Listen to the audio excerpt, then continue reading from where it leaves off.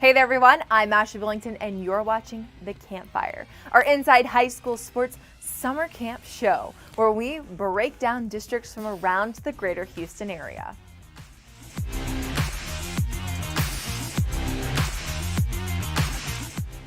It's going to be a really good district in the 2020 season, and after realignment, these are the teams that you'll be seeing in it. Bel Air, Chavez, Heights, Lamar, Sam Houston, Westbury, and Westside. Let us know who you think will take the district crown by voting on our Twitter, IHSS Houston. District 18 6A Trivia. What is the title of the book based on Houston Chavez High School by Ashley Hope Perez? A. Good Old Days. B. Loyal Lobos. C. What Can't Wait. Or D. Houston High. Do you think you have the correct answer to that trivia question? Go anywhere that you can find the Campfire. We have Facebook, Instagram, Twitter, and YouTube, and leave a comment with what you think the correct answer is. Also, if you like podcasts, the Campfire comes in podcast form.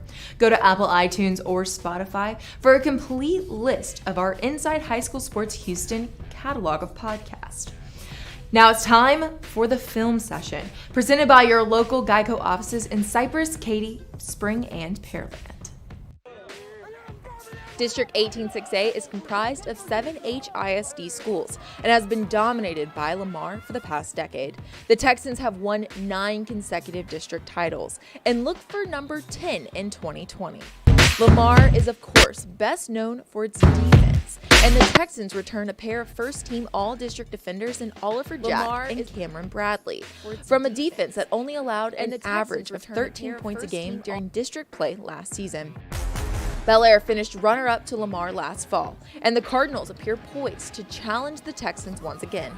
Bel Air brings back 4 all-district performers on the defensive side of the ball. The Heights Bulldogs reached the playoffs in 9 consecutive seasons, and this program shows no sign of slowing down. Heights racked up more than 38 points a game in district play last year, and that explosive offense returns district newcomer of the year, Jalen Morrison, at quarterback, along with Utah State commit Kendrick Grimes at running back. A talented junior class of Bulldogs means the future is bright at Heights. Westside has also made 9 straight trips to the postseason, but the Wolves will have some key pieces to replace if they hope to make it 10 in a row. Westside loses 7 all-district players from a year ago, but the Wolves do return 3 such honorees, including junior playmaker Dorian Washington. Chavez reached the playoffs in 2018, but the Lobos slipped back to a 5-5 record last year and just missing out on a postseason bid. The district reigning offensive MVP, running back Deshaun Daniels, leads a Lobos offensive attack that finished strong last fall, averaging 41 points over the final 3 contests. The key will be repairing a defense that allowed 41 points a game in the Lobos' 5 losses.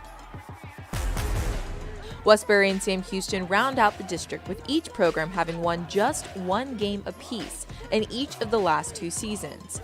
Both teams do bring back some talented pieces to rebuild around, with each program returning 3 all-district standouts from a year ago. Those are going to be some really good teams in the coming season. But special teams are made of special players. We take a look at a few from this district and our players on the rise, presented by Grimaldi's Pizzeria. Heights senior running back Kendrick Grimes will be a key to the Bulldogs offense in the 2020 season. Grimes had a stellar junior season for Heights as he played in 10 games and rushed for 629 yards. He added another 596 receiving yards and 11 touchdowns to his stat line. As a sophomore, wide receiver Roshane Kirshank was the man the Lamar Texans were looking for to get the job done and break through defensive lines. He put his stamp on the gridiron with 29 catches for 543 yards. On the defensive side of the ball, Josh Randolph is the man for Westbury. The defensive lineman had a big sophomore year for the Huskies as he totaled 19 solo tackles and was voted to the All-District team in 2019. Another big-time sophomore sensation is Westside's Dorian Washington. Washington had 12 touchdowns for the Wolves in 2019 and played in 9 games. He had 693 receiving yards on 38 catches in his first year on varsity. Look for him to come out even stronger in his junior season in 2020. And those players are great on the gridiron, but do you know somebody from the high school sports scene doing great in your community? A player, coach, or team from your area going that extra mile. Nominate them for a Chevy Spotlight. To nominate, go to IHSSChevySpotlight.com and stay tuned to our social media accounts all summer long to see if your nomination is highlighted. Now it's time for our Media Day segment, where we talk to coaches about their team for the upcoming season and the new district that they'll be in.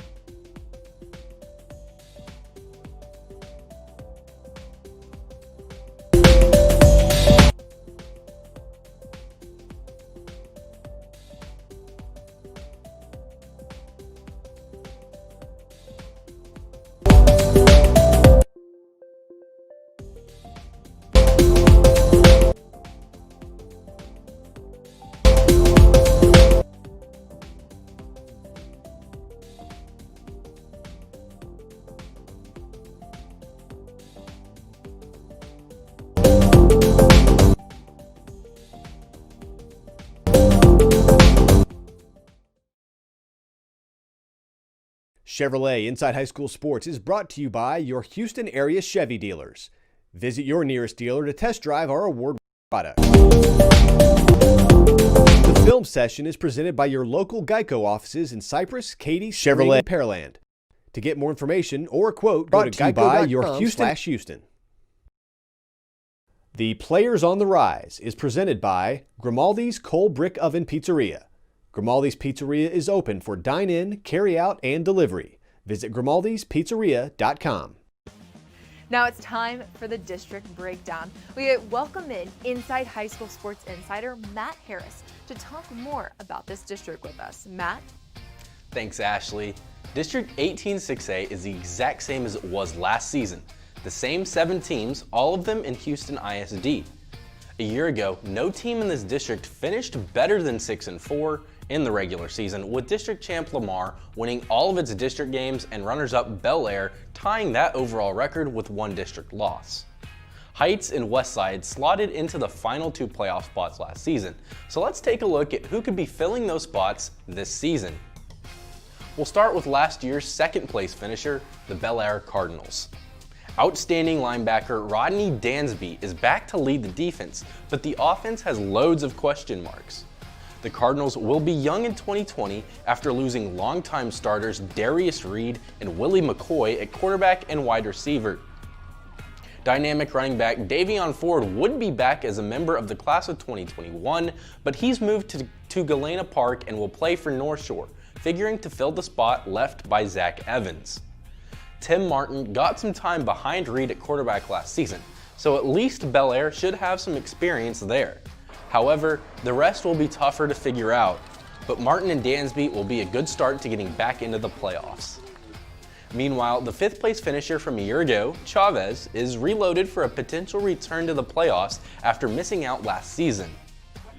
They return first-team All-District running back Deshaun Daniels and first-team receiver David Jernigan, in addition to second-team quarterback LaMarcus Simmons. That's quite the big 3. Daniels was also the district offensive MVP. There are questions on defense, but I think a high-powered offense will have Chavez back in the playoffs. A 4-6 finish to the regular season was good enough to get Heights into the playoffs last season due to a 4-2 district record. Quarterback Jalen Morrison was voted as the district newcomer of the year as a sophomore last season and will look to put Heights back in the playoffs in 2020. He'll have fellow first-teamer Kendrick Rhymes joining him in the backfield and a whopping 4 returning all-district selections on the offensive line, 2 of them first-team and 2 of them second-team. Heights returns Damone Green and Brian Mays on defense as well to make for what should be a well-rounded squad. Expect to see Heights back in the playoffs in 2020. Despite an 0-3 start, Lamar won each of its final 6 games to win the district title. The Texans went 0-4 in non-district play before an undefeated run through the district. That run through district play was expected, and 2020 should be more of the same. The Texans are on a 66-game district win streak, and after all, they captured their 10th consecutive district title last season. But Lamar will miss Troy Tisdale and Alante Brewer in the backfield. The good news is, whoever steps into Tisdale's vacated spot at quarterback will have arguably the best weapon in the district to throw to in Roshane Cruikshank. Oliver Jack and Cameron Bradley will return to make up one of the better linebacker groups in the area as well. The Texans will have to replace a ton of talented seniors from a year ago, but talent replacement is a common theme at Lamar. I expect the Texans to win every district game until some team proves they can beat them. I know it has to be sometime, but it's been 10 years. I'll give Lamar the benefit of the doubt. The track record at Sam Houston is quite the opposite from that of Lamar. The Tigers went just 1-9 last season, with the lone win coming in a 28-0 shutout of Wisdom in non-district play. The problems are plenty for Sam Houston as well. The Tigers let up more than 40 points in each of their 9 losses, while scoring more than 14 points in just one of those games. All district picks Baron Schuler and Desmond Carson return to lead the defense, but the offense will need some help. Look for the Tigers to try and win a few games to build a little momentum this season to form a foundation to build on in the future. Westbury was another team in this district to win just 1 game, but the Huskies got theirs in district play against Sam Houston. Outside of that 1 game, the Huskies really struggled to get going, but some talent does return. Westbury had 4 offensive players selected to an all-district team, and it returns 2 of those players in running back Earl Henry and tight end Josh Randolph, who made first-team all-district as a tight end and a defensive lineman. There's work to be done, and I don't expect Westbury to be in playoff contention, but an easier non-district slate should help build some momentum. Our final school to discuss was the 4th and final playoff team last season in Westside. It'll be tough for the Wolves to replace district MVP Akeem Benjamin at quarterback, but whoever steps in will have a great weapon in Dorian Washington at wide receiver. The defense loses a good amount of talent as well, but will return all district selections Lorante Lewis and Freddie Brown to lead the unit.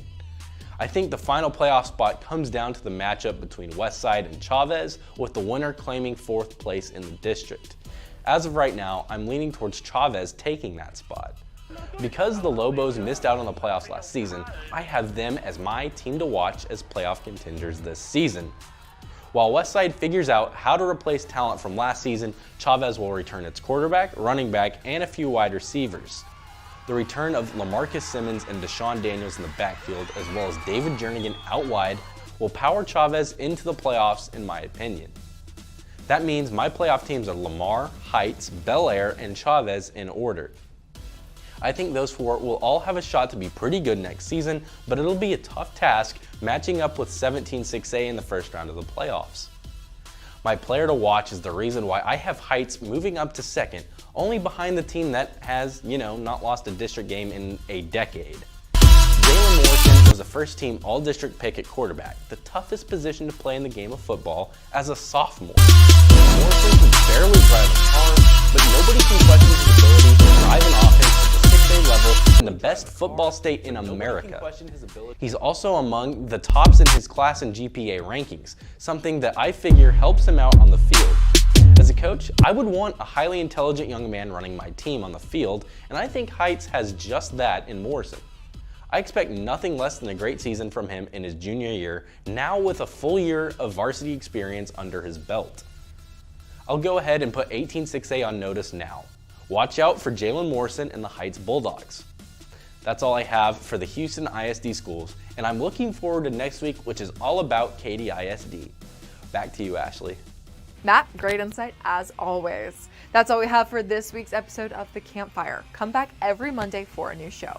Until then, though, follow our social accounts. We have Facebook, Instagram, Twitter, and YouTube. That'll bring you original content all week long. I'm Ashley Boynton, and thank you for watching The Campfire.